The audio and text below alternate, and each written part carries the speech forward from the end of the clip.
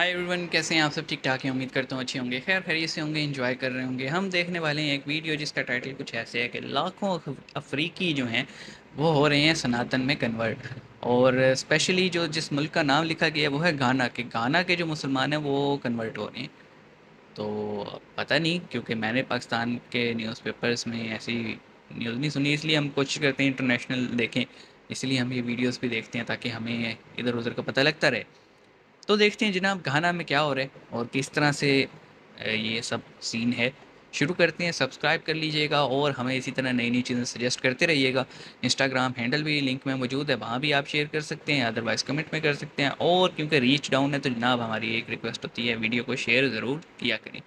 शुरू करते हैं, 3 2 1 एंड दोस्तों, अफ्रीकी देशों में से एक देश है घाना, खाना। जिसमें हिंदुओं की आबादी पिछले 10 साल में 12,000 से बढ़कर 2.5 लाख ढाई हो गई है। लाख अब आप अच्छे से समझ सकते हैं कि किस तरह ज्यादा से ज्यादा अफ्रीकी लोग हिंदू धर्म अपना रहे हैं। लेकिन क्यों? तो दोस्तों, आपको बता दें कि अफ्रीका की कई संस्कृतियां हिंदू संस्कृति से काफी ज्यादा मिलती जुलती हैं। हाँ। जैसे कि आप इन्हें देखो, ये है अफ्रीकन देवी मामी वटा, जिन्हें अफ्रीका के 20 से भी ज्यादा देशों में पूजा जाता है। इनके स्वरूप को अगर आप ये उसमें ध्यान से सांप है। देखेंगे तो ये हाँ, बिल्कुल शिव जी। भगवान शिव की तरह है। जी हाँ दोस्तों, जिस तरह भगवान शिव के गले में नागराज हैं, वैसे ही मामी वटा के गले में भी नागराज हैं।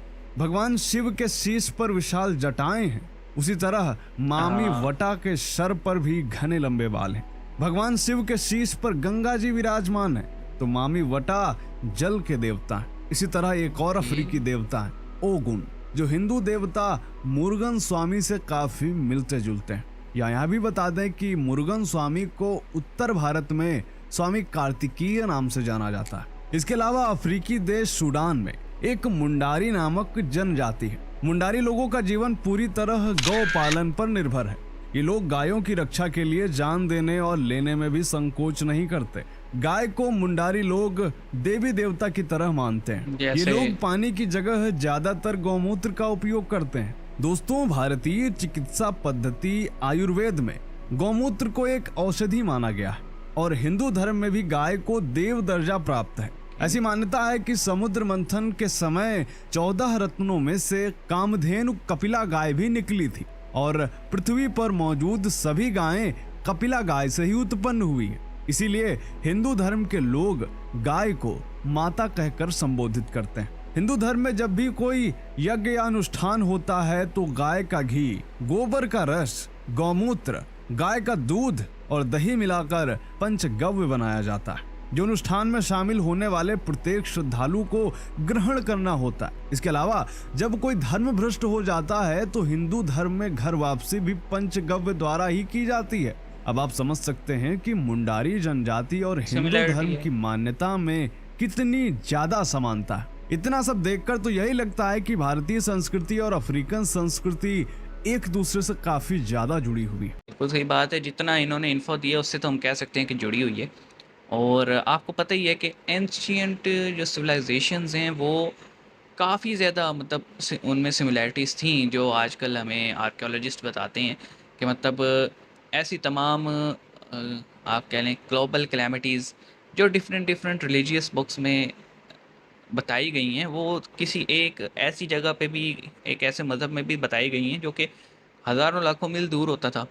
तो डेफिनेटली साइंटिस्ट, आर्कियोलॉजिस्ट सब परेशान है कि ऐसा कैसे, इनके पास ऐसा कौन सा कम्युनिकेशन था कि ये बातचीत कर लेते थे।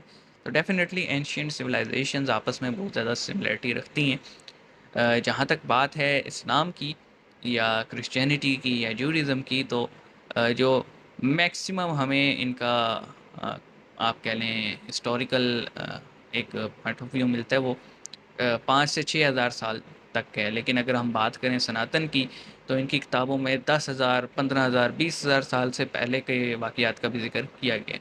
तो डेफ़िनेटली उस वक्त होगी, मतलब अफ्रीकन सिविलाइजेशन भी सनातन ही फॉलो करती होगी। और अब जैसे जैसे मॉडर्न टाइम आ रहा है वो फिर से रिटर्न हो रहे हैं अपने सिविलाइजेशन के अंदर, अपने मज़हब के अंदर। तो यही एक पॉसिबल आउटकम मुझे समझ में आ रहा है। मतलब देखें ना, 12,000 से 2.5 लाख, ये इसको ग्रोथ अगर आप कहें ना, बहुत ज़्यादा तेज़ी से ग्रोथ हो रही है ये। जो कि आम तौर पे मेरे ख्याल में सबसे ज़्यादा रेट होगा ये एक किसी भी आबादी के बढ़ने का। तो बच्चे पैदा करने से तो होने से रही है, डेफ़िनेटली लोग जॉइन कर रहे हैं इसको। तो डेफ़िनेटली मैं यही कहूँगा कि मतलब at the end of the day हम हमेशा यही बात करते हैं कि सबको आज़ादी होनी चाहिए जी, वो जो भी रिलीजियस उसके बिलीव्स हों वो फिर फॉलो करे। हाँ, अपने रिलीजियस बिलीव्स को फॉलो करते हुए दूसरे के रिलीजियस बिलीव्स को गलत प्रूफ करना या उसको टीज़ करना या टॉन्ट करना, ये सही नहीं है। तो इसलिए मैं हमेशा कहता हूँ कि अगर मुस्लिम कम्युनिटीज़ की तरफ से भी कोई ऐसा ये काम कर रहा है कि किसी और रिलीजन को टॉन्ट या टीज़ करता है, वो भी गलत है। और अगर कोई मुस्लिम्स को उनके बिलीव्स की वजह से टॉन्ट करते हैं तो वो भी गलत है। हाँ, मुस्लिम्स में ऐसे बहुत सारे लोग हैं जो दूसरों के एग्जिस्टेंस को बर्दाश्त नहीं करते और जिनको हम टेररिस्ट कहते हैं, एक्सट्रीमिस्ट कहते हैं। और वो नाम के मुसलमान हैं जी, उनका ताल्लुक एक स्पेसिफिक सेक्ट से होता है जिसका नाम है खारजी।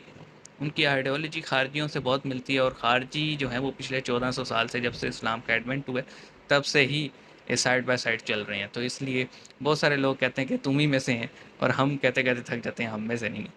बहरहाल शायद एक वजह ये भी हो सकती है अफ्रीकन्स जो हैं वो खाना के, वो इसलिए सनातन में जा रहे हैं क्योंकि पिछले चंद सालों से अफ्रीका में जो टेररिस्ट एक्टिविटी है, बोको हराम है और इस तरह की बहुत सारी ऑर्गेनाइजेशंस हैं, इनकी वजह से भी लोग बहुत तंग होंगे।